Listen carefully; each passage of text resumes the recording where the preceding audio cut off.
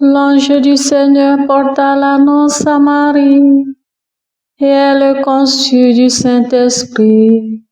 Réjouis-toi, Marie, pleine de grâce, le Seigneur est avec toi. Tu es bénie entre les femmes, et le fruit de ton sein est béni.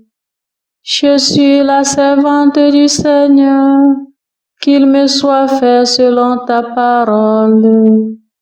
Réjouis-toi, Marie, pleine de grâce, le Seigneur est avec toi. Tu es bénie entre les femmes, et le fruit de ton sein est béni. Et le Verbe s'est fait chair, et il a demeuré parmi nous. Réjouis-toi, Marie, pleine de grâce, le Seigneur est avec toi. Tu es bénie entre les femmes, et le fruit de ton sein est béni. Priez pour nous, Sainte Mère de Dieu, afin que nous soyons rendus dignes des promesses du Christ. Prions. Que ta grâce, Seigneur notre Père, se répande en nos cœurs. Par le message de l'ange, tu nous as fait connaître l'incarnation de ton Fils bien-aimé.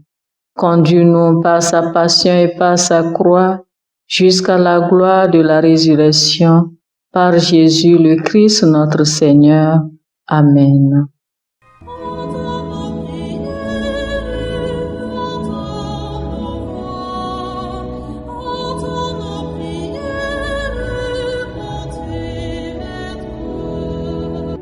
Seigneur, dans le silence de ce jour naissant, je viens te demander la paix, la sagesse, la force. Je veux regarder aujourd'hui le monde avec des yeux tout remplis d'amour, être patient, compréhensif, doux et sage, voir au-delà des apparences tes enfants, comme tu les vois toi-même, et ainsi ne voir que le bien en chacun. Ferme mes oreilles à toute calomnie. Garde ma langue de toute malveillance. Que seules les pensées qui bénissent demeurent en mon esprit. Que je sois si bienveillant et si joyeux, que tous ceux qui m'approchent sentent ta présence. Revêts-moi de ta beauté, Seigneur, pour qu'au long de ce jour, je te révèle. Amen. 4e dimanche de Pâques de l'année A. Dimanche du bon pasteur. Écoutons les textes liturgiques. Lu par sœur Nadia Avognon, sœur de Notre-Dame des Apôtres, et du diacre Jean-Paul Lawson de la Société des missions africaines, commenté par le Père Courtois Léger-Syriaque de la Société des missions africaines. Première lecture. Lecture du livre des Actes des Apôtres. Le jour de la Pentecôte, Pierre, debout avec les 11 autres apôtres, éleva la voix et fit cette déclaration. Que toute la maison d'Israël le sache donc avec certitude. Dieu l'a fait Seigneur et Christ, ce Jésus que vous avez crucifié. Les auditeurs furent touchés au cœur. Ils dirent à Pierre et aux autres apôtres, « Frères, que devons-nous faire ?» Pierre leur répondit, « Convertissez-vous et que chacun de vous soit baptisé au nom de Jésus-Christ pour le pardon de ses péchés. Vous recevrez alors le don du Saint-Esprit. Car la promesse est pour vous pour vos enfants et pour tous ceux qui sont loin, aussi nombreux que le Seigneur notre Dieu les appellera. Par bien d'autres paroles encore, Pierre les adjurait et les exhortait en disant: Détournez-vous de cette génération tortueuse et vous serez sauvés. Alors, ceux qui avaient accueilli la parole de Pierre furent baptisés. Ce jour-là, environ 3000 personnes se joignirent à eux. Parole du Seigneur. Nous rendons grâce à Dieu. Le Seigneur est mon berger, rien ne saurait me manquer. Le Seigneur est mon berger, je ne manque de rien. Sur des prés d'herbes fraîches, il me fait reposer. Le Seigneur est mon berger, rien ne saurait me manquer. Il me mène vers les eaux tranquilles et me fait revivre. Il me conduit par le juste chemin pour l'honneur de son nom. Le Seigneur est mon berger, rien ne saurait me manquer. Si je traverse les ravins de la mort, je ne crains aucun mal, car tu es avec moi, ton bâton me guide et me rassure. Le Seigneur est mon berger, rien ne saurait me manquer. Tu prépares la table pour moi devant mes ennemis. Tu répands le parfum sur ma tête, ma coupe est débordante. Le Seigneur est mon berger, rien ne saurait me manquer. Grâce et bonheur m'accompagnent tous les jours de ma vie. J'habiterai la maison du Seigneur pour la durée de mes jours. Le Seigneur est mon berger, rien ne saurait me manquer. Deuxième lecture. Lecture de la première lettre de Saint Pierre, apôtre. Bien-aimés, si vous supportez la souffrance pour avoir fait le bien, c'est une grâce aux yeux de Dieu. C'est bien à cela que vous avez été appelés, car c'est pour vous que le Christ, lui aussi, a souffert et vous a laissé un modèle afin que vous suiviez ses traces.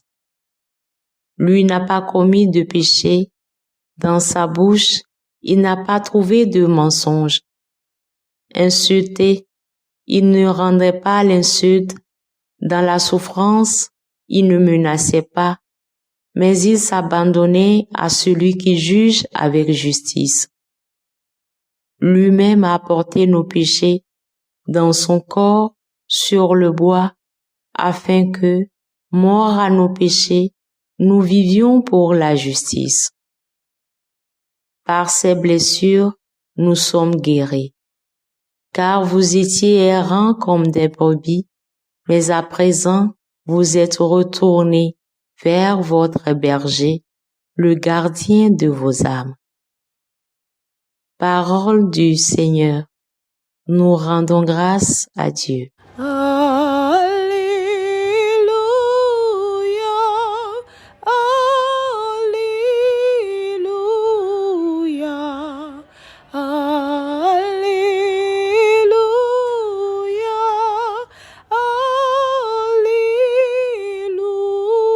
Alléluia.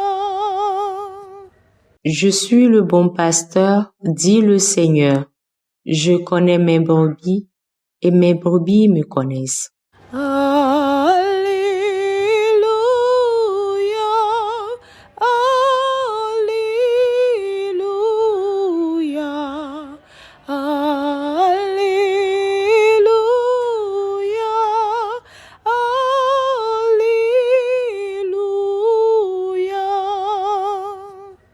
Alléluia. Le Seigneur soit avec vous et avec votre esprit. Évangile de Jésus-Christ selon saint Jean. Gloire à toi, Seigneur. Jean 10, 1 à 10. En ce temps-là, Jésus déclara: Amen, amen, je vous le dis. Celui qui entre dans l'enclos des brebis, sans passer par la porte, mais qui escalade par un autre endroit, celui-là est un voleur et un bandit. Celui qui entre par la porte, c'est le pasteur, le berger des brebis. Le portier lui ouvre, et les brebis écoutent sa voix. Ses brebis à lui, il les appelle chacune par son nom, et il les fait sortir. Quand il a poussé dehors toutes les siennes, il marche à leur tête, et les brebis le suivent, car elles connaissent sa voix. Jamais elles ne suivront un étranger, mais elles s'enfuiront loin de lui, car elles ne connaissent pas la voix des étrangers. Jésus employa cette image pour s'adresser aux pharisiens, mais eux ne comprirent pas de quoi il leur parlait. C'est pourquoi Jésus reprit la parole. Amen, amen, je vous le dis. Moi, je suis la porte des brebis. Tous ceux qui sont venus avant moi sont des voleurs et des bandits. Mais les brebis ne les ont pas écoutés. Moi, je suis la porte. Si quelqu'un entre en passant par moi, il sera sauvé. Il pourra entrer, il pourra sortir et trouver un pâturage. Le voleur ne vient que pour voler, égorger, faire périr. Moi, je suis venu pour que les brebis aient la vie en abondance. Acclamons la parole de Dieu. Louange à toi, Seigneur Jésus.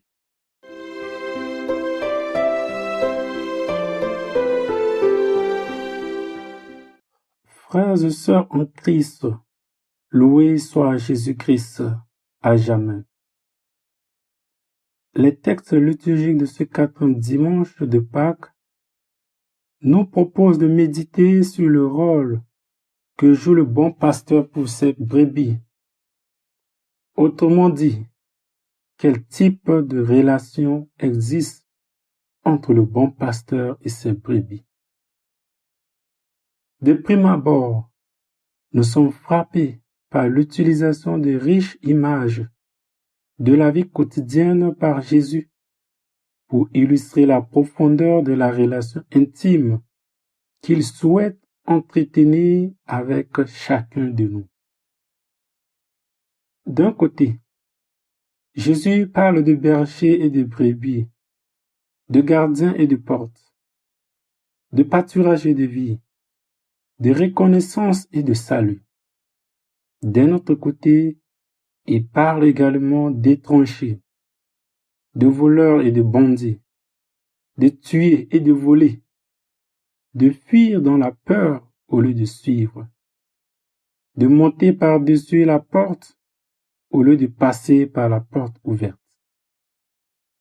Par ces comparaisons, Jésus se démarque nettement par sa qualité du bon pasteur, du mauvais pasteur. Alors, quand Jésus s'attribue le titre du bon pasteur, cela revient à dire exactement qu'il est le Messie, c'est-à-dire le Sauveur universel, le médiateur universel, par qui nous avons le salut. L'humanité tout entière a le salut. C'est ainsi qu'il ajoute qu'il est la porte par laquelle les brebis doivent passer. De même, cette mission du bon pasteur que Jésus assume avec beaucoup d'empressement a été bien explicitée par le prophète Ézéchiel au chapitre 34, le verset 16, quand il dit, je cite, « Moi-même, je ferai paître mon troupeau, moi-même le ferai coucher, dit le Seigneur. La bête perdue, je la rechercherai. Celle qui sera écartée, je la ferai revenir. Celle qui aura une patte cassée, je lui ferai un bandage.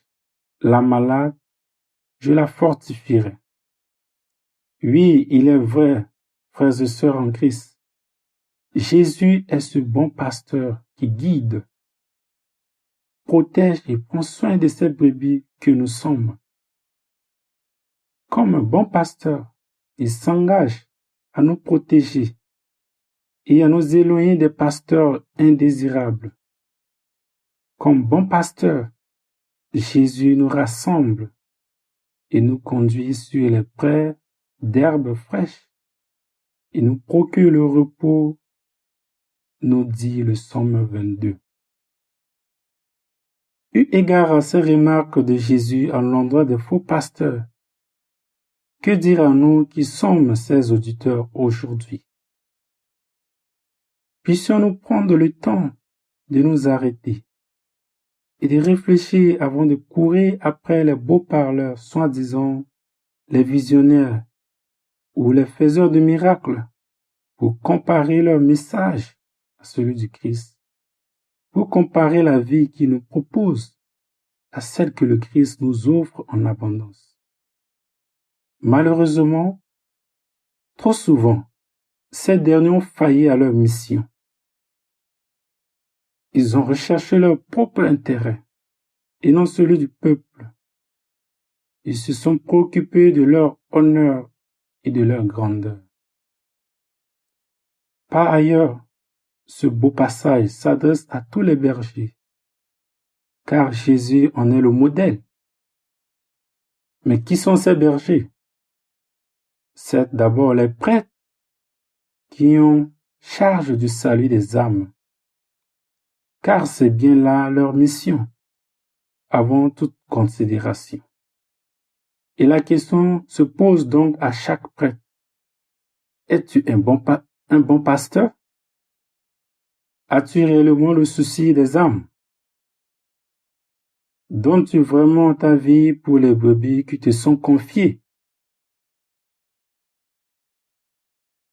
Ce passage s'adresse aussi à chacun de nous, baptisés, car en Jésus, nous sommes rendus solidaires de tous ceux qui sont à notre charge. Nous avons à prendre soin d'eux autant que nous le pouvons. Donc la question se pose aussi à chacun et à chacune. Comment suis-je à l'image de mon Seigneur bon berger au quotidien de ma vie? En cette journée mondiale de prière pour les vocations, en particulier pour les vocations sacerdotales, nous demandons à l'Esprit de susciter des vocations. Nous pensons spontanément au manque de ministère.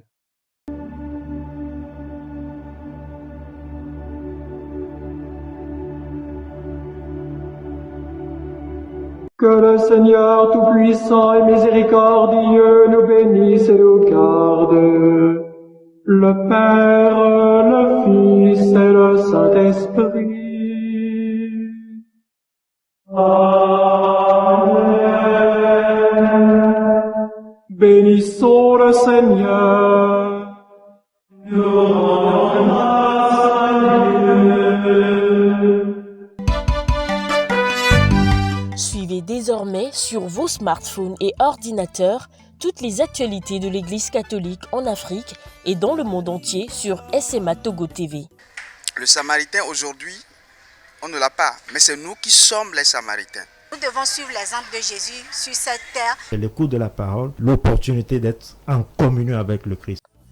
SMA Togo TV est accessible 24 heures sur 24 en direct sur le www.smatogo.tv, YouTube SMA Togo TV, Facebook SMA Togo TV. Téléchargez l'application SMA Togo TV dans Play Store.